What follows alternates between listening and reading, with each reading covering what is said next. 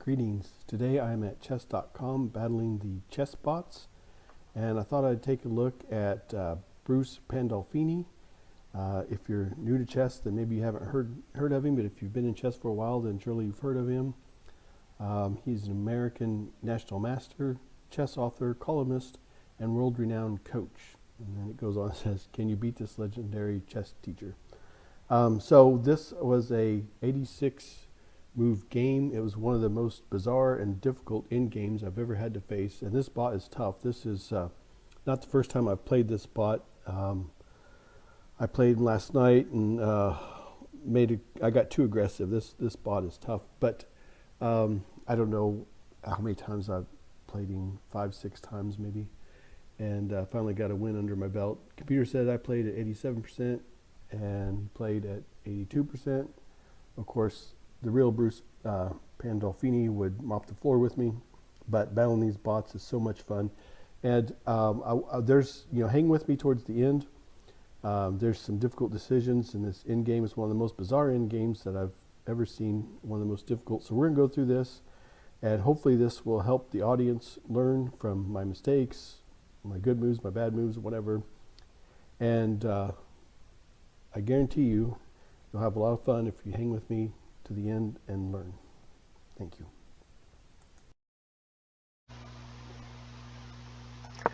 So I open with the classic E4 and responds with E5, and so here is pretty textbook opening, as you can see.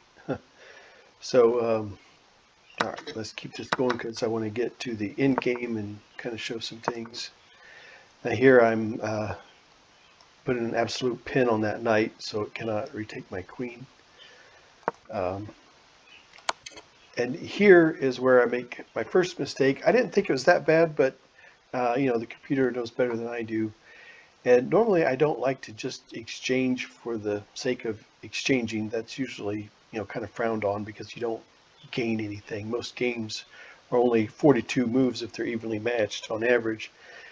And if you just take you're not gaining anything from it. It's almost as if you're throwing away a move. So okay, and now my queen is under attack. So I believe that's why the computer said that I had made a mistake there.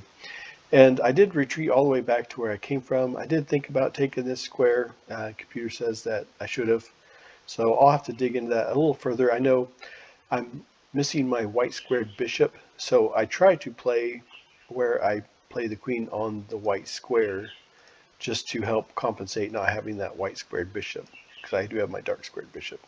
So that's just one little thing that may help you decide if you're trying to decide, where should I put the queen or something after a move like that. Okay, so let's keep this going because I want to show you something here. And I was expecting a pin on the knight from there, but it did not happen. Okay. And yeah, here I owned this whole file with my queen, and I see now that this was an inaccuracy.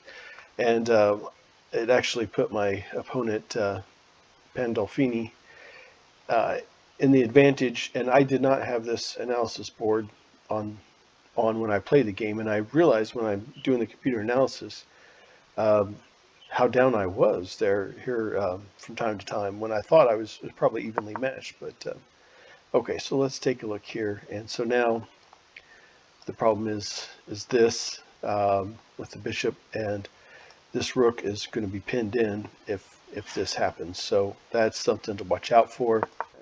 And here I want Bruce to take this bishop, and I'll take back. And the trick here, excuse me, is I'm basically developing. It's an even exchange, except for now I'm developing a knight. I'm getting that knight off that back rank and getting him out into the action. So that's what I was hoping for. And Pandolfini says, yeah, we're not going to do that. So okay, let's keep this going because I really want to show the end game and some ideas. Okay, so there I did take just because I want to get this knight out. I see where there's nothing that I can really do with my bishop. This knight owns this, this, and there's just not a whole lot I could do other than just simply go back here maybe or something. But then I have this problem. So, this problem. So that's where I decided just to do this exchange. And I'm glad I did because the computer said it was the right thing to do. In here, definitely a mistake on my part. And I had an opportunity to get the knight out and get it developed. This knight sitting on the back rank is not good. It needs to get out there and get working, get doing something. My opponent has 2 minor pieces. They're developed. They're on the board. My 2 minor pieces, I've got 1 developed and 1 not. So if you see here, I have a slight advantage of 0.15. And then after I do that, well, I didn't realize how bad that hurt me. My opponent has a 0.9 advantage just by trapping in my knight and limiting where my knight can go. Okay, let's keep this going because I want to get to this end game. And here, same basic type of mistake. I've got to sharpen my pencil here a little better on this. I pushed this queen up when again I should have got this knight off the back rank, and look how bad it hurt me. My opponent is up 2.24. Okay, I did not, just a blunder that I made during the game. But anyway, stick with it, keep going. Now here, I did not see this in the game, but this is why you should do a computer analysis at the end of every game. It will help you. Is this knight here is trying to get here. So it wants to go there, and it's eyeing this fork. Rook and a queen fork is what I should have been on the lookout for. My opponent missed it, and I missed it as well. So, okay. So, yeah, here I just wanted to do an exchange and get my knight in a little better spot. And I see that my opponent has a light squared bishop, so I tell myself to try to just keep that in mind whenever I go to a light square. Watch out for that bishop. So something to keep in mind. And here the computer says my turn order wasn't exactly the best. I ended up down a pawn, but my opponent has a double stack pawn, which I kind of liked. But I think my opponent got the better of me on that exchange, and the computer agrees. So, yeah, went a little out of order there. And now I got my 2 minor pieces on this back rank, and my 1 major piece that I have left is trapped in. So this is definitely why the computer put Pandolfini up by 1.9. But okay, so let's keep this going here. These 2 knights protect each other, and so that's exactly what I wanted. And now we both have a knight and 1 major piece. Okay, so let's keep this going. Now, here, especially when the queens are off the board, I always try to get my king to the center of the board. That's sometimes people have a tendency to tuck the king away and think they're playing it safe, but that king is powerful, and I know it's a little scary, but get him out there and use him. You have to, or you'll never win the end game. Especially he's rated 2250. Yeah, you're going to have to get that king out there and use it. Okay, so that's what I'm up to here with this. Okay, good. And the computer says that was good. Now here, I'm looking to do an exchange. Yeah, that was a little bit of an inaccuracy on my part because I should have started pushing these pawns a little better, get them a little better developed. My thinking was, if my opponent takes, I'll be 1 step closer to having the king to the center. You see my opponent knows this too, and he's trying to get his king to the center as well. And so I thought, this is the next step. I wanted to go with my king. So that's why I did the exchange. The computer says it was a bit of inaccuracy. And there, again, I'm just flat out doing an exchange for the sake of doing an exchange. I wanted to simplify the end game was my thinking, but I should have first got these pawns pushed up a little better. You know, I had a chance to put in a check with the knight. If you let's take a look at that. Now I had a chance to go here for check, and the knight would have been backed up with this pawn. So, yep, I did the exchange, and now we're both. It's a dash for the center, and he beat me to it, obviously, by one move. So now this is where you have to be very careful and calculate every pawn move on what you want to do. Okay, give yourself some wiggle room. Yeah, I thought about retreating back, but I did not want to lose control of the center. So that's what I chose. Obviously, I'm down on the analysis by quite a bit. So now I do go on and win the game. So let's play this out. So we're both looking to queen. We got to clear out some problems first. Both of us are in very similar situations. So it really comes down to who's going to queen first. And this opens up for this. I'm trying to promote this pawn. That's what all the previous movements was about, is to get this pawn going up here.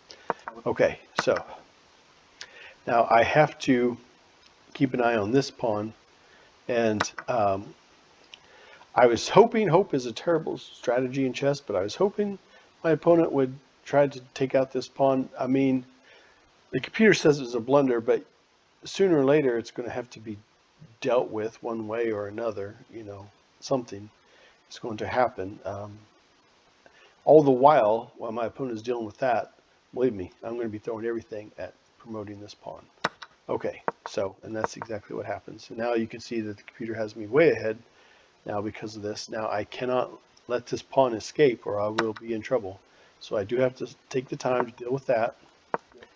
Okay, and I do know that I am one step ahead to queen, but I am not out of the woods yet. Look at all these pawns, and this is kind of the unique situation that I am forced to deal with here. I'm going to show you. Now, one piece by itself, even the queen, can't necessarily, you know, checkmate. You're going to need the help of the other piece. So I got to get the king over there, but first I got to get rid of this pawn, and I've got to watch out so that these two pawns don't sit next to each other. So there's a lot of things I got to clean up here. Okay, so that pawn is pinned, is why I went there, in case you didn't see that. And so there's one pawn. Now, I was free to take that pawn because this can't promote. This king is sitting in the way. So when that happens, I'm bouncing back and forth. When that happens, now is the chance to take some of these other pawns. Okay, so now I have to be careful. I have to go back into check.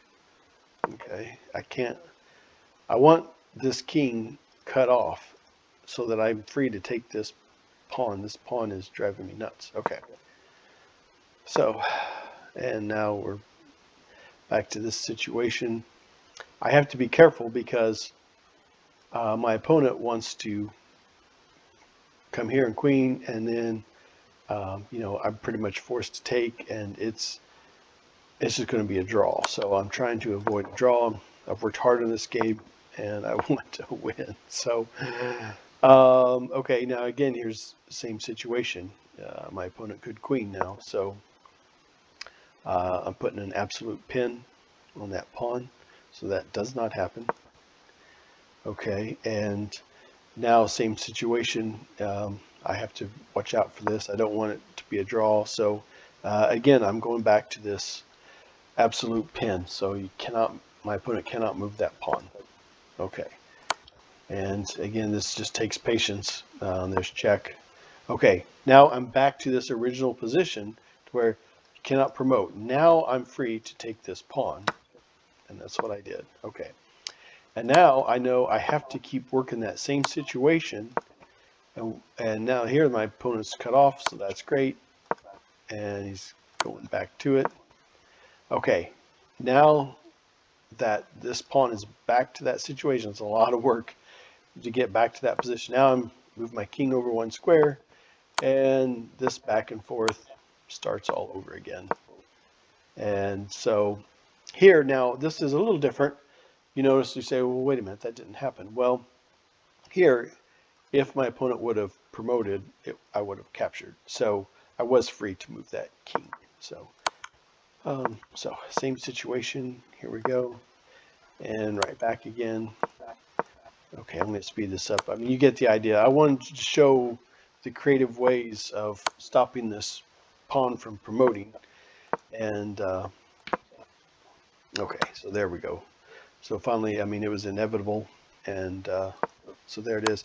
Now, in the end game, I want to show you one thing that, if you've seen some of my other videos, that I always teach is make a box for your opponent. If you see, I own all of this, and I know I own all this too, but what I'm doing is making a box for the king that gets smaller and smaller, and for my opponent's king, and then I have to bring my king in to help.